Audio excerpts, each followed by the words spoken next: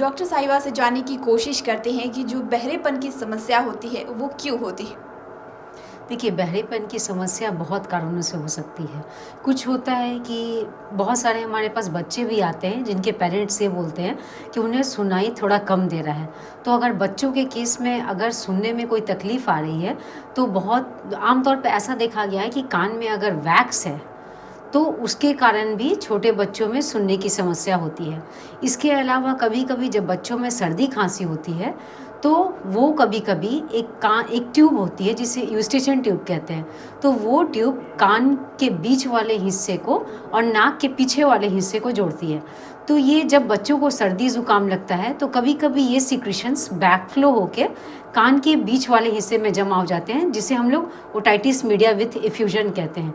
इसमें भी छोटे बच्चों में सुनाई की समस्या कुछ पेरेंट्स कंप्लेन करते हैं कि सर्दी खांसी के बाद बच्चों में थोड़ी हम लोगों ने ऐसा नोटिस किया है कि बच्चे थोड़ा कान से कम सुनते हैं। तो ये हमारे बच्चों की समस्या हो गई। कुछ एडल्ट्स हैं, अगर वो हमारे पास अगर सुनाई कम लेके आते हैं, तो वैसे केस में हम लोग ऐसा देखते हैं कि उनके कान का जब एग्जामिनेशन किया जाता है, तो कान का अगर चदरा फटा हुआ है तो उससे भी सुनाई कम देता है। इनफैक्ट मैंने जो बच्चों में जो कॉज बताया कि आमतौर पे ये समस्या बच्चों की भी होती है कि जब कान में बार बार इन्फेक्शन होता है, उन्हें सर्दी खांसी ज़ुकाम बार बार लगती है, तो छोटे बच्चों का भी कान का पर्दा डैमेज हो जाता है और उसमें भी ये कारण है कि कान में कम सुनाई देता है। तो जो बड़े लोगों में ये जो मैंने बताया कि एक तो कान का चदरा अगर डैमेज है, तो उससे कान में सुनने की समस्या उत्पन्न हो जाती है। बड़े लोगों में भी ये समस्या है कि बहुत ज़्यादा वैक्स होता है, तो साउंड के कंडक्शन में ये प्रॉब्लम करता है, तो वो भी सुनने की समस्या उन लोगों में भी आती है। इसके अलावा कुछ और है कि कुछ पेशेंट्स ऐसे भी आते हैं कि कुछ अचानक से लाउड साउंड के एक्सपोजर की हिस्ट्री होती है, जैसे कि सडन कुछ पटाखे वाले या नॉइजी प्लेस में या हेडफोन लगाए हुए थे और बहुत सडन अचानक से वॉल्यूम तेज होने से फिर उनके कान में कुछ झनझनाहट की आवाज़ सुनाई दी। उसके बाद पेशेंट्स बोलते हैं कि हमारे कान से कुछ भी सुनाई नहीं दे रहा है। मतलब इसे एक टर्म कहते हैं जिसे sudden sensory neural hearing loss.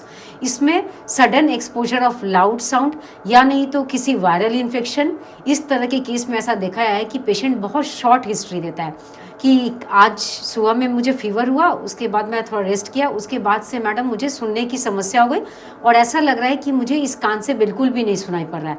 तो आप इस तरह की जब समस्या आती है तो आप इसको बिल्कुल भी नज़रअंदाज ना करें, क्योंकि जो मैंने आपको ये टर्म बताया sudden sensory neural hearing loss, जिसमें पेशेंट के कान के सुनने की क्षमता अचानक चली जाती है, तो ऐसे सिचुएशन में आपको तुरंत ही डॉक्टर से मिलने की ज़रूरत है। क्योंकि अगर आप क्योंकि इसमें एक बात कही जाती है कि जितना अर्ली मतलब विदिन 3 डेज़ अगर आप डॉक्टर के पास पहुंचते हैं, तो आपकी ये जो सुनाई जो कंप्लीट चली गई है, वो स्टेरॉयड की इंजेक्शन से या स्टेरॉयड इंट्राटिम्पैनिक हम लोग कान के अंदर भी इंजेक्शन देते हैं, उससे काफ़ी अच्छा इम्प्रूवमेंट हो जाता है। बट अगर पेशेंट का प्रेजेंटेशन डॉक्टर के पास जितना लेट होता है, मैंने सडन सेंसरी न्यूरल की बात की, तो वैसे केस में प्रोग्नोसिस धीरे धीरे बैड हो जाता है। इसके अलावा कुछ और कारण है, जैसे कि ओल्ड एज पेशेंट्स को अगर ले लिया जाए, तो वैसे पेशेंट में जो कंडीशन आता है वो बेसिकली उनका पर्दा वगैरह ठीक रहता है, बट एक एज के साथ जो नर्व का डिजनरेशन होता है, जिसमें सेंसरी न्यूरल हेयरिंग लॉस ज़्यादातर लोगों में ओल्ड एज के पेशेंट्स को देखा जाता है, तो वैसे पेशेंट को सुनाई की समस्या आती है।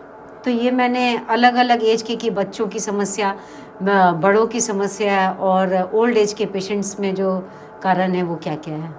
अगर लक्षणों की बात करें तो कोई लक्षण दिखाई देते हैं?